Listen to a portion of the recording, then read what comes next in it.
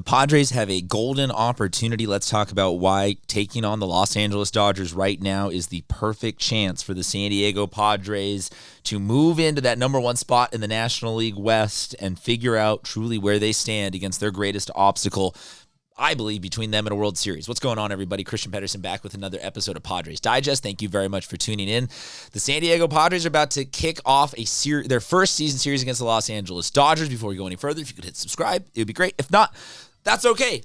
I'm still going to talk baseball with you. Let's go back to those standings. This is where the NL West is as of us recording this video. Most likely, as of you watching this video, there will only be at most a game or two change because you'll be watching this pretty relatively when we're posting it. So they're starting into a series now, and I'm saying this is the best possible opportunity that the Padres could have timing-wise to take on the Dodgers because, well, we got to talk about, even though the Dodgers are first in this division, I think that we are catching them at a very beatable moment. The way this is breaking down is right now the Padres are going to play the Dodgers, little 3-game series. They got the next series against the Dodgers 10 days later. Then we don't see them again until August when we see them again bunched together for 2 series. So what am I talking about when I say it's the best possible time to take the Los Angeles Dodgers on? And, well, I point to this, that even, like I said, even though they are first, they are dealing with a very major issue, and that is injuries to their starting pitching. It is very depleted. We're going to talk through all the numbers here, but this is kind of the big major headlines. Blake Snell, Tyler Glasnow, Roki Sasaki, all currently on varying durations and degree of the IL, and the numbers that bear out basically say that the Dodgers are an elite offense. They are a fantastic hitting team, but that they are not a good pitching team. You could say this is why.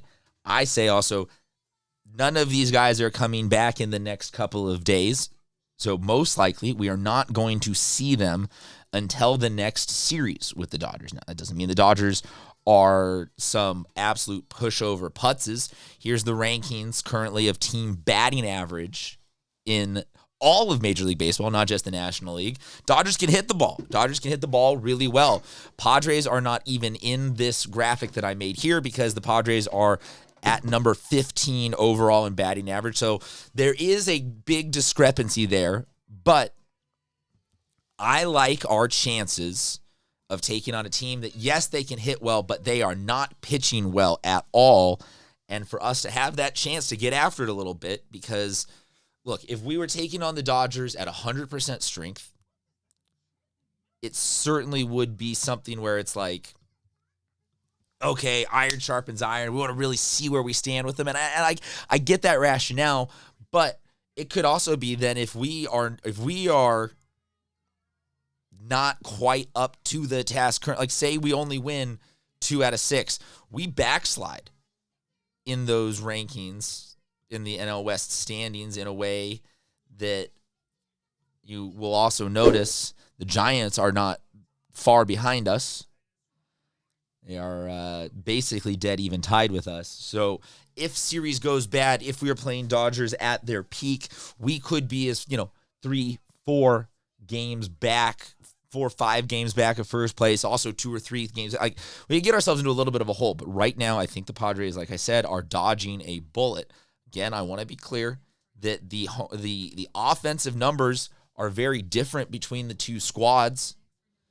Let's talk about where this is the other, I think, major offensive category that you can look at, and this is the overall Major League Baseball home run production numbers. You can see the Dodgers move down 1 spot. But again, this is one where the Padres are a large gap off, not worth even including in this because they're not in the conference. The Padres are not this team. The Padres are a even-keeled, middle-of-the-road, like we're like 23rd in home runs, 15th in batting average. They're doing okay. We obviously have discussed ad nauseum and have tons of other videos breaking down issues that we have, like left field and catcher, and like we're not hitting. We can still fix the hitting, but the flip of all of that I think is the huge positive that I really am like, okay, let's look at this, is when you take a look at the overall pitching numbers. That's where we said Dodgers got serious issues. Those three guys that we said, Glasnow, Snell, and Sasaki, are big-name headline frontline starters, but they've got Kyle Hurt, they've got Gonsolin, they've got other guys that are also on the injury. So right now, Padres win-loss ERA here. You can dive into a bunch of other, what's their whip, their strikeouts. There is not a category to find where the Dodgers are a better pitching team than the Padres. Currently, the Dodgers team ERA is up above 4. So a pretty big gap between where the Padres are and where the Dodgers are on the pitching side. So, and this also kind of shocked me a little bit because I think a lot of the narrative lately has been our bullpen fell off. We've got King on the shelf, Darvish and Musgrove, a lot of negatives. But looking at these numbers, it calmed me down a little bit to be like, okay, we're in a good spot where I think that at the very least, let's say that this is a chance to split with the Dodgers. I think a split is a win because we stay, as long as we don't lose that momentum, wake up one morning being like, dang, we're 6.5 back of first. The Dodgers are starting to cruise. So right now, that's where I'm saying the Padres have a golden opportunity to take this moment where there are a lot of Dodgers, and I will show you again. You can see the 15-day for Sasaki as of 5 days before recording this. So his earliest return would be the second iteration.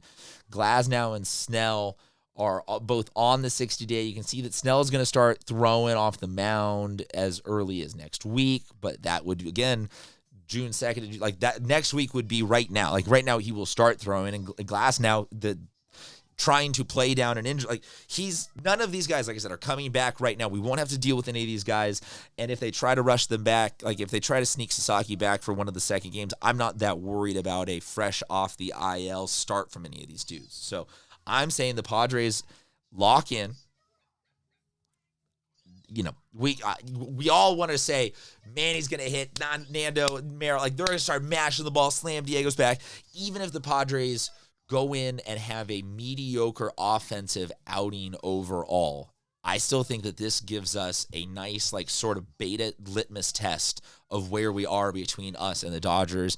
And if anything, gives us a chance to just be in games, be fighting, be picking up that sort of, we all know the metrics are over here in one camp and the feel of baseball is over here in another camp. But I think sometimes the Padres, from the way their current roster is constructed, succeed when the vibes are more over here than they are over here. Yes, empirically, sometimes it's all these great home runs. Nando's an MVP, or Nando's he's only hitting Tuesday. You can overthink it, but sometimes it's just you can read the body language of being like, okay, these guys are all starting to feed off of each other and are all starting to really vibe. And so that's where I think getting a chance to play the Dodgers right now, 2 tight series, and then not have to worry about it for another month and a half after that is perfect for what the Padres need to just pick up that mid-season stretch run. Remember when we X, Y, and Z, the Dodgers beat them at the Ravine, all that kind of stuff. Crowd was popping at home. So I just think that they have a golden opportunity right now to pick up a mid-season marker where it's okay, that was a step in the positive right direction for the San Diego Padres. But as always, I could be entirely wrong about this. So drop a comment below. Let me know what you think. Let's have a discussion about it. And until next time, I will say keep the faith, Padres fans. 2025 is going to keep on getting better and better.